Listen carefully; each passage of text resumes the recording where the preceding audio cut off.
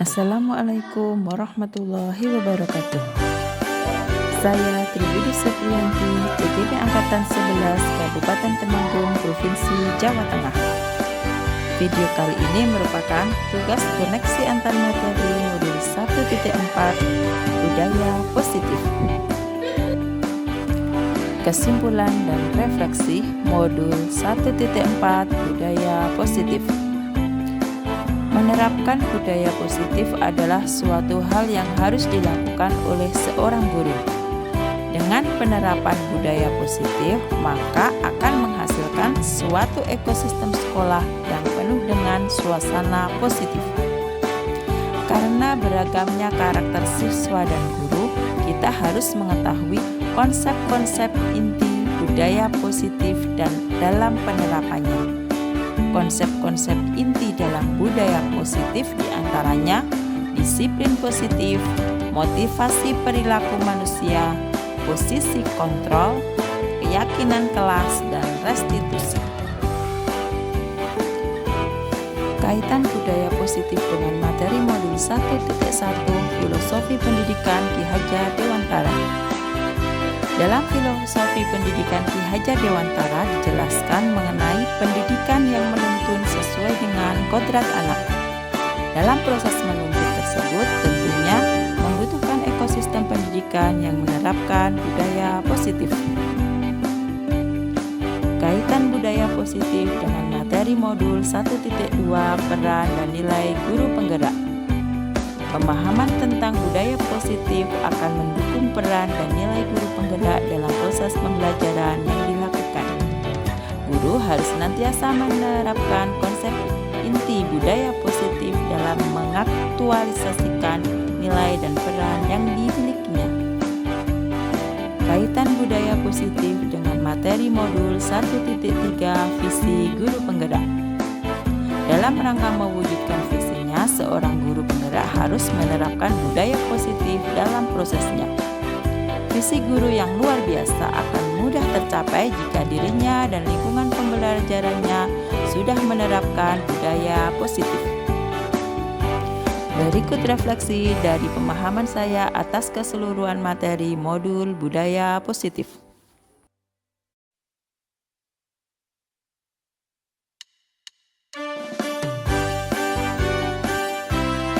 Budaya positif tersebut dapat dijalankan dengan menerapkan konsep-konsep inti seperti 1. Disiplin positif, 2. Motivasi perilaku, 3. Keyakinan kelas atau sekolah, 4. Kebutuhan dasar manusia, 5. Posisi kontrol, dan yang keenam segitiga restitusi. Yang pertama, disiplin positif. Disiplin positif merupakan suatu cara penerapan disiplin yang mengajarkan anak bertanggung jawab dan menumbuhkan kesadaran diri berdasarkan nilai-nilai kebajikan. Disiplin positif lebih ke arah disiplin diri yang mengontrol diri dalam melakukan segala tindakan. Disiplin diri dapat membuat murid memahami dan menyadari berdasarkan motivasi internal, bukan akibat paksaan, pujian, ataupun hukuman. Yang kedua, motivasi perilaku manusia. Ada 3 motivasi perilaku manusia, yaitu yang pertama, untuk menghindari ketidaknyamanan atau hukuman. Motivasi yang kedua, untuk mendapatkan imbalan atau penghargaan dari orang lain. Dan yang ketiga, untuk menjadi orang yang mereka inginkan dan menghargai diri sendiri dengan nilai-nilai yang mereka percaya. Yang ketiga, keyakinan sekolah atau kelas. Keyakinan kelas adalah nilai-nilai kebajikan yang diyakini oleh warga kelas untuk menumbuhkan motivasi internal dan budaya positif di kelas. Seorang akan lebih tergerak dan bersemangat untuk menjalankan keyakinannya daripada hanya sekedar mengikuti serangkaian peraturan tertulis. Murid-murid pun demikian. Mereka perlu mendengarkan dan memahami arti sesungguhnya tentang peraturan-peraturan yang diberikan.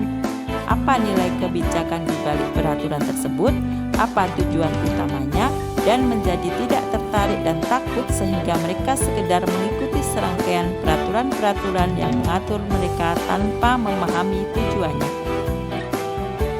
Untuk membuat keyakinan kelas atau sekolah, ada prosedur pembentukan keyakinan sekolah atau kelas, yaitu yang pertama, mempersilahkan warga sekolah atau kelas untuk mencurahkan pendapat tentang peraturan yang perlu disepakati di sekolah atau di kelas. Yang kedua, mencatat semua masukan di papan tulis atau di kertas besar agar semua anggota kelas atau warga sekolah bisa melihat hasil curahan pendapat. Yang ketiga, mengubah kalimat dalam bentuk negatif menjadi kalimat positif. Yang keempat, mengajak warga sekolah atau kelas untuk menemukan nilai-nilai kebajikan atau keyakinan yang dituju dari peraturan tersebut. Yang kelima, tinjau ulang keyakinan sekolah atau kelas secara bersama-sama. Beberapa peraturan disatukan menjadi beberapa keyakinan. Sebaiknya keyakinan sekolah atau kelas tidak terlalu banyak, bisa 3-7 prinsip atau keyakinan. Bila terlalu banyak akan sulit diingat dan dijalankan.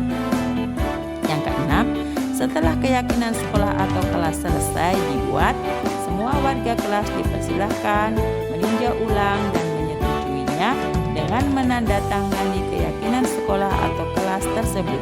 Yang ketujuh, keyakinan sekolah atau kelas selanjutnya bisa dilekatkan di dinding atau tempat yang mudah dilihat semua warga sekolah atau kelas.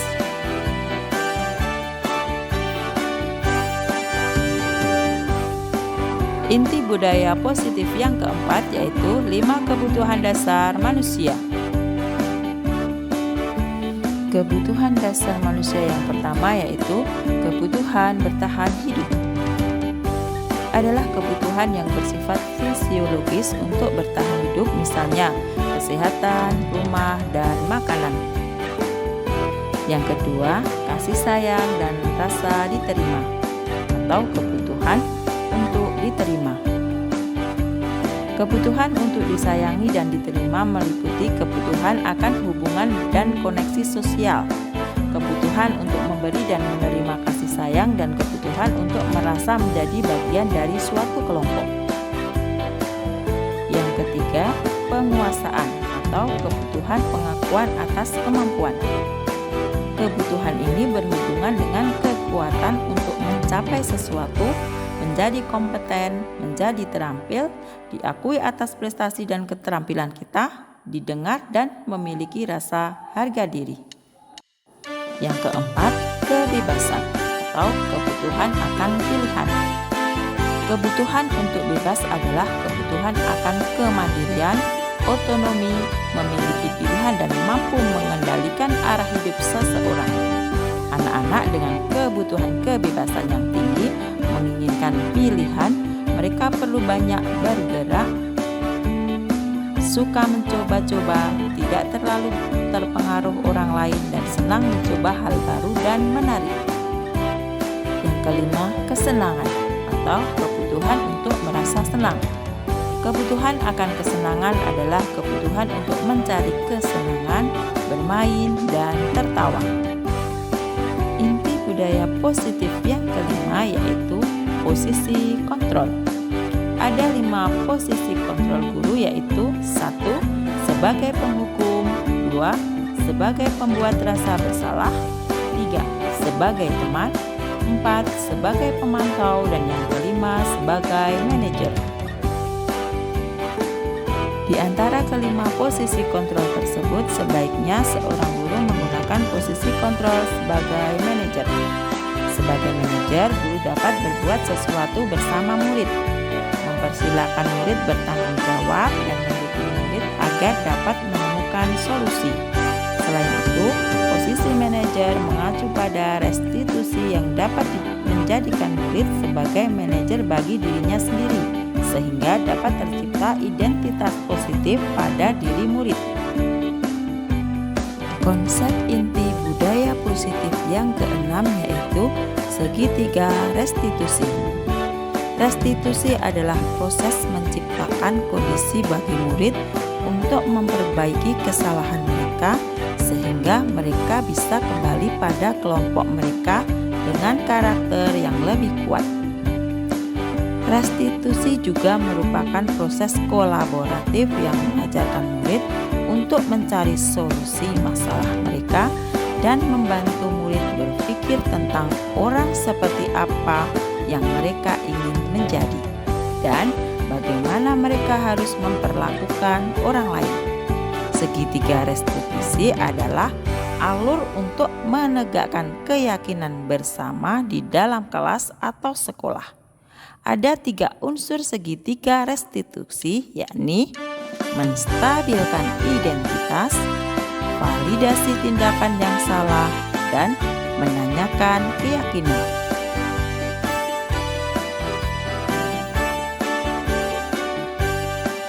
Tahapan segitiga restitusi yang pertama yaitu menstabilkan identitas. Menstabilkan identitas dilakukan berdasarkan prinsip bahwa membuat kesalahan adalah bagian dari proses pembelajaran yang nantinya akan menggeser identitas gagal ke arah identitas sukses. Tahapan yang kedua yaitu validasi tindakan yang salah. Validasi tindakan yang salah dilakukan berdasarkan prinsip bahwa setiap perilaku berupaya memenuhi suatu kebutuhan tertentu, sehingga guru atau orang tua akan bergeser dari pemikiran stimulus respon menjadi proaktif, serta akan lebih mengenali dan mengakui kebutuhan murid atau anak. Tahapan yang ketiga yaitu menanyakan keyakinan. Menanyakan keyakinan dilakukan dengan memberi pertanyaan-pertanyaan bermakna pada murid atau anak untuk memunculkan motivasi secara intrinsik sehingga mampu mengaitkan keyakinannya dengan tindakan yang salah.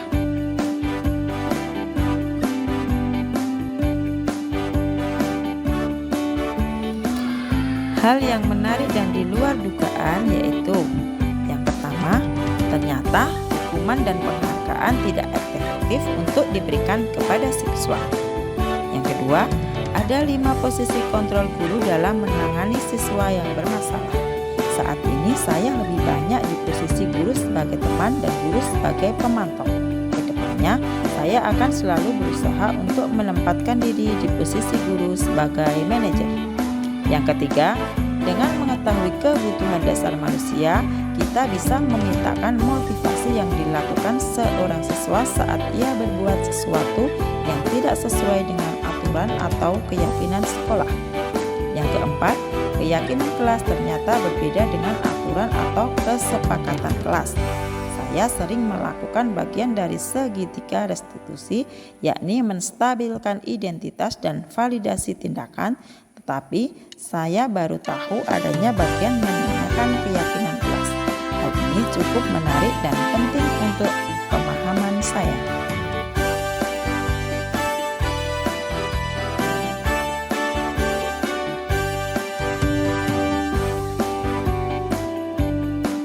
Setelah mempelajari modul ini, ada perubahan cara berpikir saya, yaitu yang pertama, membuka sudut pandang saya tentang motivasi yang dilakukan oleh seseorang dan kaitannya dengan pemenuhan kebutuhan dasarnya. Oleh sebab itu, saya bisa menganalisis apa yang dibutuhkan dan diinginkannya sehingga bisa mempermudah dan mencarikan solusi yang tepat. Yang kedua, ternyata baik hukuman dan penghargaan kurang efektif jika diterapkan dalam pembelajaran. Yang ketiga, saya berpikir bahwa guru harus menempatkan dirinya sebagai manajer dalam menangani permasalahan pada siswa. Dan yang keempat, dengan segitiga restitusi, saya percaya akan mendukung pembelajaran yang berpihak pada siswa dan mendukung terciptanya budaya positif.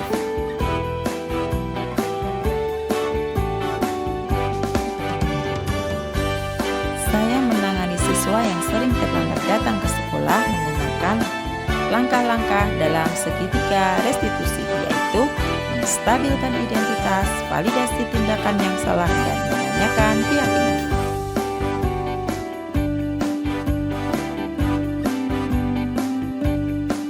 Saya merasa merasa senang karena dapat menerapkan segitiga restitusi dalam menangani sebuah persoalan dan menjadikan murid mampu belajar dari kesalahan yang telah diperbuat. Terkait pengalaman dalam penerapan konsep-konsep budaya positif, ada hal yang sudah baik dan ada juga yang perlu diperbaiki. Hal yang sudah baik menurut saya adalah munculnya motivasi internal pada diri murid untuk melaksanakan budaya positif setelah mendapatkan pendampingan menggunakan segitiga restitusi. Dan hal yang harus diperbaiki adalah saya harus selalu memposisikan diri saya sebagai manajer dalam menangani persoalan.